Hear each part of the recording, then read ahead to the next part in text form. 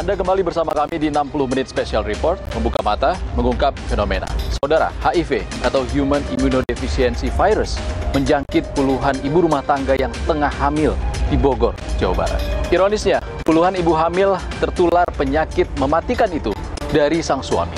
Sementara itu, Kementerian Kesehatan mencatat kasus HIV ibu hamil meningkat dalam 3 tahun terakhir. Lantas, apa langkah pemerintah menangani penyakit mematikan itu?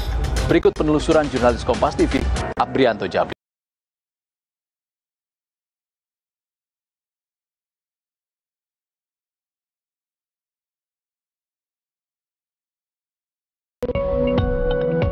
Bak fenomena gunung es, puluhan ibu hamil dan ibu rumah tangga positif HIV ditemukan di kawasan Bogor, Jawa Barat. Desi bukan nama sebenarnya, tengah hamil 5 bulan. Ibu rumah tangga berusia 29 tahun ini divonis positif HIV. Ironisnya, Desi tertular virus mematikan itu dari suaminya sendiri. Bisa dijelaskan sejak kapan Anda tahu kalau Anda positif HIV? Saya tahu tentang status saya pada saat saya berkunjung ke puskesmas untuk menanyakan kehamilan saya. Nah, setelah itu kan di tes kehamilan saya melakukan tes berikutnya seperti tes HIV sama tes IMR. Dan di situ saya itu hasilnya reaktif. Dan awalnya saya nggak tahu reaktif itu apa dan non reaktif apa. Ternyata saya tuh terjangkit virus HIV. Itu saya shock, betul-betul shock, dan karena saya orang awam sekali, saya tidak tahu HIV itu apa, penyakit apa. Akhirnya dikasih tahu virus HIV sama dokternya. Dan saya bingung, kok kenapa saya bisa sampai terkena virus HIV ini gitu. Jujur, saya juga kadang-kadang suka bingung gitu kan, apa yang dilakukan oleh suami saya di belakang saya. Saya sejak tes HIV, kehamilan saja itu diberitahu sama dokter gitu kan, kalau saya sudah tes HIV. Maka dari itu saya dianjurkan untuk membawa suami saya, untuk membawa pasangan saya untuk dites, melakukan tes HIV lagi. Kalau kan suami saya itu kan seorang supir angkot ya, dia suka sebagai supir angkot. Kalau pulang tuh memang suka minum-minuman, mabuk-mabukan. Narkoba jarum suntik pernah dilakukan, karena itu di depan mata saya dia melakukannya. Saat ini aktivitas sehari-hari Anda apa saja yang dilakukan? Paling saya jaga toko aja, nggak ada lagi sih sebetulnya. Saya masih bingung sama hati saya gitu. Apa yang harus saya lakukan? Kalau keluarga saya belum tahu, cuma yang tahu ibu saya aja. Untuk ibu saya pribadi sih, saya alhamdulillah mempunyai ibu yang sangat kuat gitu ya istilahnya. Saya setiap hari nangis itu. Dan saya berpikir kepada anak saya yang saya kandung, bukan kepada diri saya sendiri. Kalau saya sudah, ya udahlah, mau diapain lagi. Saya pribadi kan yang tadi saya bilang, awam sekali dengan yang namanya virus HIV. Saya sampai baca-baca di Google gitu kan, cari tahu lah gitu. Jadi saya minder aja gitu kan. Yang saya harapkan satu, saya bisa konsekuensi minum obat. Kan obat itu kan seumur hidup ya, nggak boleh putus. Nah, itu konsekuensi dalam diri saya cuma satu aja. Mudah-mudahan saya bisa mengkonsumsi obat rutinitas seumur hidup itu aja. Karena orang juga mungkin berpikir, siapa sih yang mau minum obat setiap hari, apalagi seumur hidup gitu kan. Ya itu yang mungkin jadi patokan hidup saya.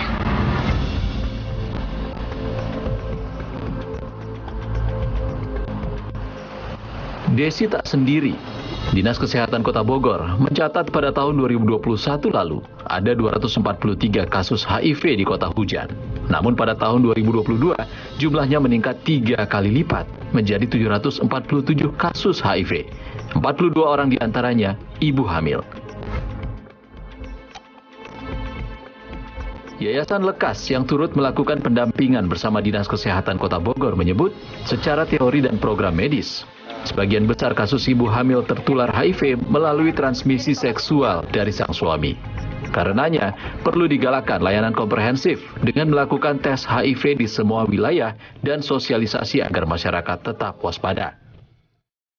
Ketua Yayasan Lekas Bogor, Muksin Zainal Abidin, mengungkap saat ini mayoritas angka kasus HIV tertular melalui transmisi seksual termasuk pada ibu hamil, kemungkinan besar ditularkan dari suaminya yang positif HIV. Fungsi Dinas Kesehatan melakukan kebijakan terkait teknis medis atau pemenuhan layanan kesehatan penanggulangan HIV/AIDS, pemenuhan obat terhadap ODA, serta mendukung semua layanan kesehatan untuk HIV. Harus ada kolaborasi semua unsur Pemda, SKPD, dan lintas sektoral dalam penanggulangan HIV/AIDS.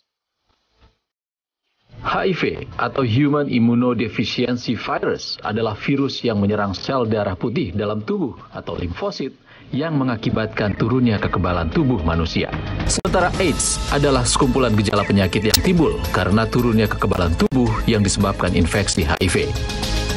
HIV pertama kali ditemukan sekitar tahun 1920 di Kinshasa, Republik Demokratik Kongo, Afrika. Sementara itu, di Indonesia, HIV pertama kali ditemukan di Provinsi Bali pada tahun 1987. Berdasarkan data Program Penanggulangan HIV/AIDS bersama Perserikatan Bangsa-Bangsa atau UNAIDS, tahun 2022, Indonesia termasuk negara dengan kasus HIV tertinggi di dunia. Dengan 543.000 lebih kasus, Indonesia juga menjadi negara Asia Tenggara dengan kasus HIV tertinggi. Sementara angka kasus HIV ibu hamil, Kementerian Kesehatan mencatat terus meningkat dalam 3 tahun terakhir. Pada tahun 2020, tercatat sebanyak 3.191 kasus. Di tahun 2021, sebanyak 4.465 kasus. Sementara tahun 2022 mencapai 7.153 kasus. Imran Pambudi, Direktur Pencegahan dan Pengendalian Penyakit Menular Kementerian Kesehatan mengungkap, kendati secara nasional angka kasus penderita HIV menurun, namun jumlah kasus HIV pada ibu hamil justru meningkat. Temuan kasus HIV pada ibu hamil adalah bagian dari deteksi awal program screening ibu hamil yang tengah digalakkan pemerintah.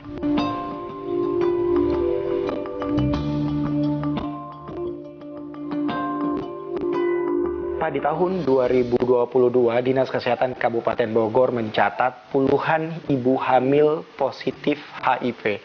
Nah, langkah dari Kementerian Kesehatan sendiri dalam program menanggulangi HIV seperti apa? Berhasil atau gagal? Sebenarnya kalau gagal enggak, ya. Karena secara nasional jumlah penderita HIV kita itu menurun, ya kan? Menurun. Kemudian penemuan kasusnya juga sudah semakin baik. Nah, karena tadi prinsip pertama tadi kan menemukan kasus dulu ya. Kalau masalah ibu hamilnya tadi itu jumlahnya meningkat, ya tadi karena memang screeningnya digenjot gitu. Screeningnya kita masifkan. Setahun itu kan ada sekitar 5 juta ibu hamil, ya kan? Itu sekitar 2,8 sampai 3 juta itu kita lakukan screening. Jadi kita ada program namanya PPIA. PPIA itu pencegahan penularan penyakit ya dari ibu ke anak. Nah itu tadi mulai dari screeningnya, ya, kemudian setelah dia positif, anaknya diapakan, itu sudah ada langkah-langkahnya itu. Dan kegiatan itu sudah terintegrasi. Jadi bukan hanya oleh puskesmas saja, sampai ke rumah sakit dan juga dinas-dinas lain yang terkait. Dan itu sudah ada sejak tahun 2017. Tak hanya persoalan deteksi dini dan pengobatan, ibu hamil yang terpapar HIV berpotensi menularkan virus pada anak yang dikandungnya. Sang anak pun nantinya harus berjuang hidup dengan berbagai penyakit yang disebabkan virus HIV.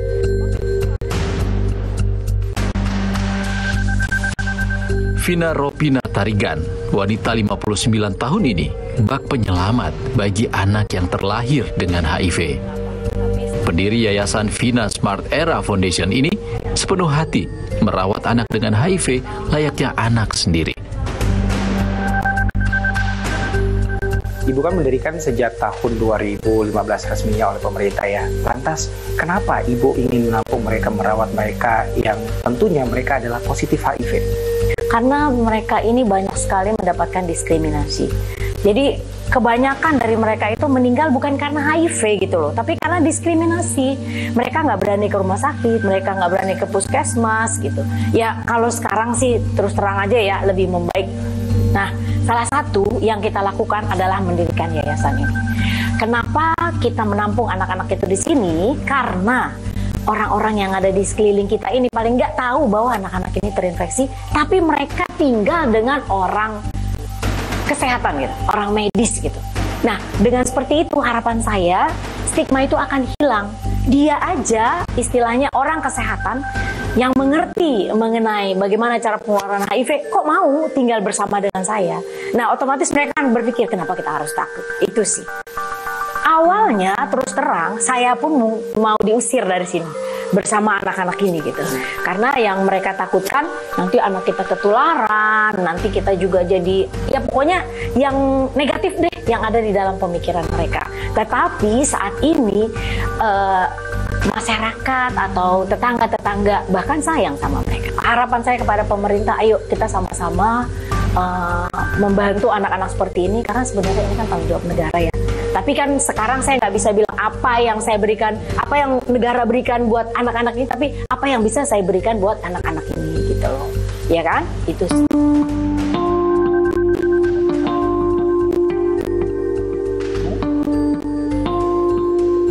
Orang yang hidup dengan HIV/AIDS sering mendapat stigma di masyarakat.